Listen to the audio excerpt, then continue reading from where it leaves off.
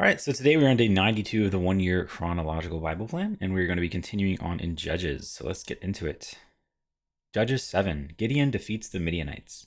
Early in the morning, Jerubbaal, that is, Gideon, and all his men camped at the spring of Harod. The camp of Midian was north of them in the valley near the hill of Moreh. The Lord said to Gideon, "You have too many men. I cannot deliver Midian into their hands, or Israel would boast against me. My own strength has saved me. Now announce to the army, anyone who trembles with fear may turn back and leave Mount Gilead." So 22,000 men left, while 10,000 remained. But the Lord said to Gideon, "There are still too many men. Take them down to the water, and I will thin them out for you there. If I say, 'This one shall go with you,' he shall go. But if I say, 'This one shall not go with you,' he shall not go." So Gideon took the men down to the water. There the Lord told him, "Separate those who lap the water with their tongues as a dog laps from those who kneel down to drink." 300 of them drank from cupped hands, lapping like dogs. All the rest got down on their knees to drink. The Lord said to Gideon, "With the 300 men that lapped, I will save you and give the Midianites into your hands. Let all the others go home." So Gideon sent the rest of the Israelites home, but kept the 300, who took over the provisions and trumpets of the others. Now the camp of Midian lay below him in the valley. During that night the Lord said to Gideon, "Get up, go down against the camp, because I am going to give it into your hands. If you are afraid to attack, go down to the camp with your servant Purah, and to listen to what they are saying. Afterward you will be encouraged to attack the camp." So he and Purah his servant went down to the outposts of the camp. The Midianites, the Amalekites, and all the other eastern peoples had settled in the valley, thick as locusts. Their camels could no more be counted than the sand on the seashore. Gideon arrived just as a man was telling a friend his dream. "I had a dream," he was saying. "A round loaf of barley bread came tumbling into the Midianite camp. It struck the tent with such force that the tent overturned and collapsed." His friend responded, "This can be nothing other than the sword of Gideon, son of Joash, the Israelite. God has given the Midianites and the whole camp into his hands." When Gideon heard the dream and its interpretation, he bowed down and worshipped. He returned to the camp of Israel and called out, "Get up, the Lord has given the Midianite camp into your hands." Dividing the 300 men into 3 companies, he placed trumpets and empty jars into the hands of all of them, with torches inside. "Watch me," he told them. "Follow my lead. When I get to the edge of the camp, do exactly as I do. Do exactly as I do. When I and all who are with me blow our trumpets, then from all around the camp blow yours and shout for the Lord and for Gideon."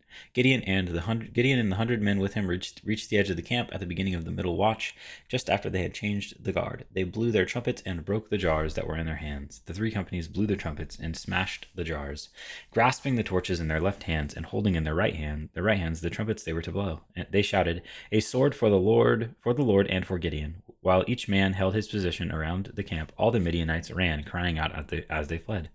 When the 300 trumpets sounded, the Lord caused the men throughout the camp to turn on each other with their swords. The army fled to Beth Shittah, toward Zererah, as far as the border of Abel Meholah, near Tabath. Israelites from Naphtali, Asher, and all Manasseh were called out, and they pursued the Midianites. Gideon sent messengers throughout the hill country of Ephraim, saying, "Come down against the Midianites and seize the waters of the Jordan ahead of them as far as Beth Barah." So all the men of Ephraim were called out, and they seized the waters of the Jordan as far as Beth Barah. They also captured 2 of the Midianite leaders, Oreb and Zeb. They killed Oreb at the rock of Oreb, and Zeb at the winepress of Zeb. They pursued the Midianites and brought the heads of Oreb and Zeb to Gideon, who was by the Jordan. Judges 8. Zebah and Zalmunna. Now the Ephraimites asked Gideon, "Why have you treated us like this? Why didn't you call us when you went to fight Midian?" And they challenged him vigorously. But he answered them, "What have I accomplished?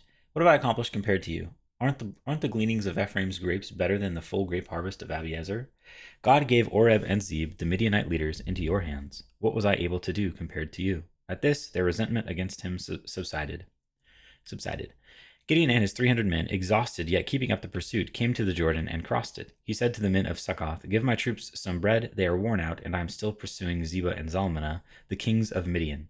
But the officials of Succoth said, "Do you already have the hands of Zebah and Zalmunna in your possession? Why should we give bread to your troops?" Then Gideon replied, "Just for that, when the Lord has given Zebah and Zalmunna into my hand, I will tear your flesh with desert thorns and briars." From there he went up to Peniel and made the same request of them, but they answered as the men of Succoth had. So he said to the men of Peniel, "When I return in triumph, I will tear down this tower." Now Zebah and Zalmunna were in Karkor with a force of about 15,000 men, all that were left of the armies of the eastern peoples. 120,000 swordsmen had fallen.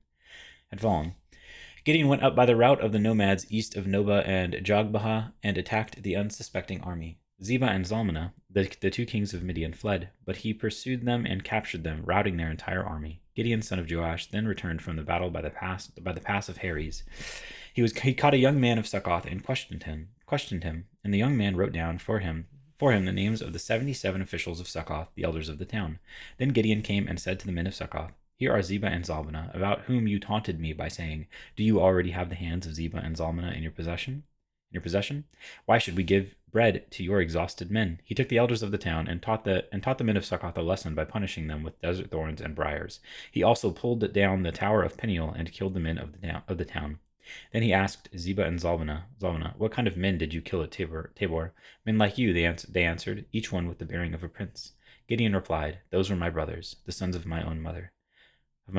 As surely as the Lord lives, if you had spared their lives, I would not kill you." Turning to Jether, his oldest son, he said, "Kill them." But Jether did not draw his sword because he was only a boy and was afraid.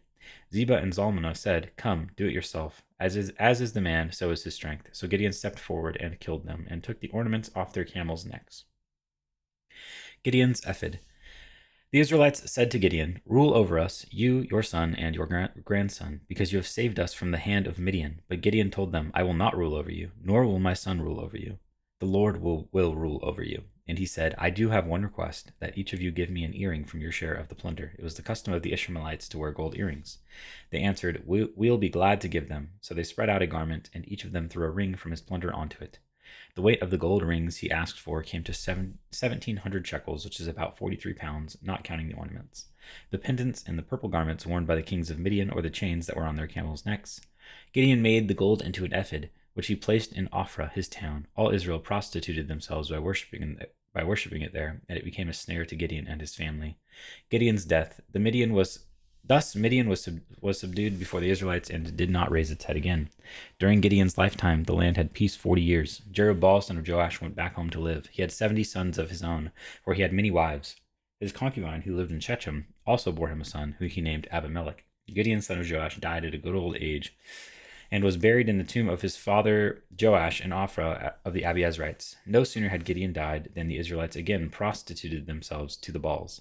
They set up Baal-berith as their god, and did not remember the Lord their God, who had rescued them from the hands of all their enemies on every side. They also failed to show any loyalty to the family of Jerubbaal, that is, Gideon, in spite of all the good things he had done for them. Judges 9. Abimelech, son of Jerubbaal, went to his mother's brothers in Shechem and said to them, to all his mother's clan, "Ask all the citizens of Shechem, which is better for you, to have all 70 of Jerubbaal's sons rule over you, or just one man? Remember, I am your flesh and blood." When the brothers repeated all this to the citizens of Shechem, they were inclined to follow Abimelech, for they said, "He is related to us." They gave him 70 shekels of silver, which is about 1¾ pounds of silver, from the temple of Baal-berith, and Abimelech used it to hire reckless scoundrels who became his followers. He went to his father's home in Ophrah, and on one stone murdered his 70 brothers, the sons of Jerubbaal. But Jotham, the youngest son of Jerubbaal, escaped by hiding. Then all the citizens of Shechem and Beth Millo gathered beside the great tree at the pillar in Shechem to crown Abimelech king. When Jotham was told about this, he climbed up on the top of Mount Gerizim and shouted to them, "Listen to me, citizens of Shechem, so that God may listen to you."